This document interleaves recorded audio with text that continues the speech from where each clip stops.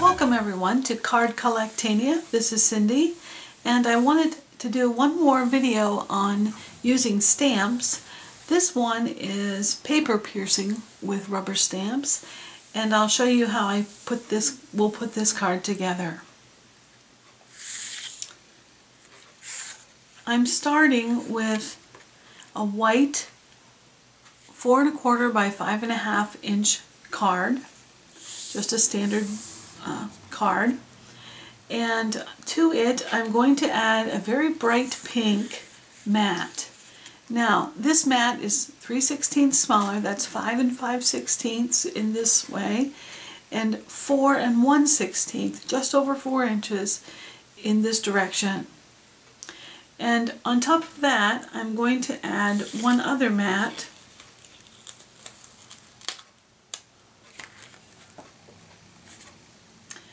and that is this very bright print from a pack called Nana's Kids.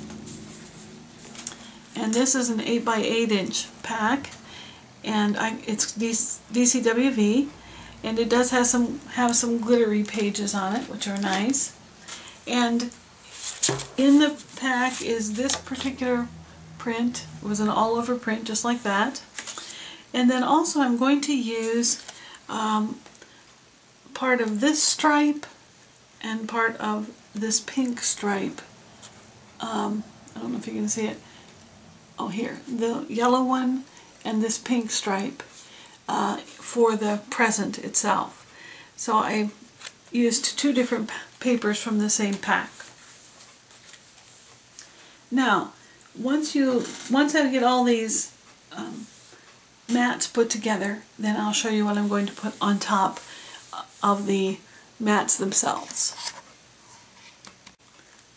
Now before I get to the stamping and paper piecing, I'm going to show you what I used for the mat.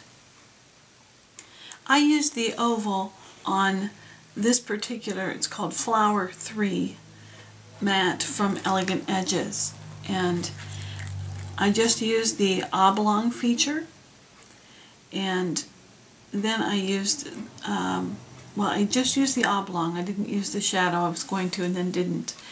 So I cut that at 2 1/2 inches. Now you'll notice that one edge is cut off, and I wanted to just put that near the edge like this. I didn't want to use the whole thing. It looked a little too big, and I just didn't like it as well. Now on top of this, you'll see that there is a vellum oval, and this is just a oval cut from Plantin's school book. It's not from Elegant Edges. And what I did was run it through my embosser with a Swiss Dots folder. And when you use vellum like that, wherever it is embossed, it turns a lighter white, so you can see the little white dots on it well. So I put those together using some vellum adhesive, and the only one that I have ever been able to use with much success is Scotch.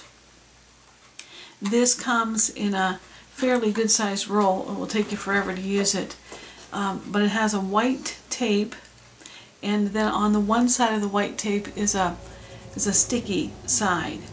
And when you use this, you cut the tape, cut the piece off, and you put that sticky side down on the piece that you're, not the vellum, but the other piece. And then you rub on it, and then this white backing piece will come off and leave the vellum, the sticky part for the vellum to stick to, right on the page that you're trying to put the vellum on. And then you can put the vellum on, and you'll notice that you don't see where any of the adhesive is. And this is, as I say, the only one I've ever used that works well and does not show the adhesive. So I'm ready to put that on. I have it on some Scotch foam tape. I'll peel those off and put that down right now, and then we can move on to the stamping itself.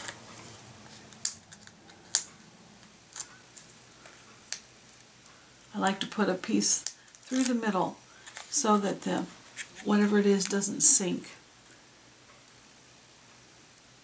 And I'm going to bring it up just to the edge where the pink on the card, on the mat is. Alright, so that looks good. And I'm going to, for my paper piecing, I'm going to use this old stamp that I've had for a long time. It's from Studio G. It's a rubber stamp. And it does say a gift for you at the bottom of it, but I didn't use that, and it's fine because I'm going to cut it out anyway. When you paper piece, that's what you do. So first of all, I cut the whole image out of this bright green, and I don't know where this bright green came from, but it's a heavy cardstock. And once you have that done, then you have to decide what papers that you're going to use in the other sections. I wanted a different color paper for this ribbon portion, or the lid, I'm not sure what that's supposed to be, and then this bow. And so again, I went back to that page in the Nana's Kids stack and used those two patterns. So you stamp it once on the green, you stamp it again on the pink, and again on the yellow.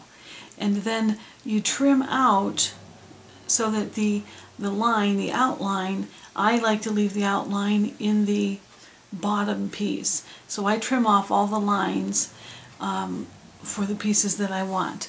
And then you just stick it down, and it's really clever because you have different designs, different patterns in the paper for your whatever it is you're piecing together here. So that's ready to go. I'll put it on some foam tape and be ready in just a moment. Now, one last item that I'm going to add is a little stripe with some flowers. And if you'll notice in this paper, there's a pink and yellow, or an orange and purple sort of rectangular box. I wanted to bring in this bright pink in and make it a little bolder. So I cut a piece that just is slightly narrower than this orange stripe. And I put some ATG tape on it, and I'm going to stick it down there. And then each one of these, this is from another stripe on that page I was showing you, and it was a stripe of just flowers. So I cut around each one of the flowers. I used 3. I was going to use pink, but against the pink it didn't show up very well. So I have a purple one, an orange one, and then here's a green one that I'm going to put in the middle. I made the pink stripe a little bit bigger, longer than what I needed to stick all 3 of these down.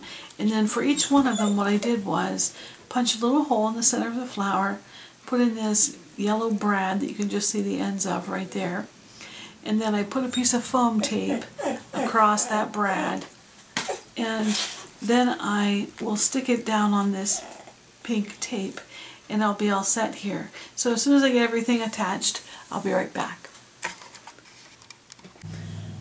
Alright, now my cute little bright birthday card is all set. I've put my present down, my gift down with a thickness of foam tape, and I have my 3 flowers all in place, and I'm all set.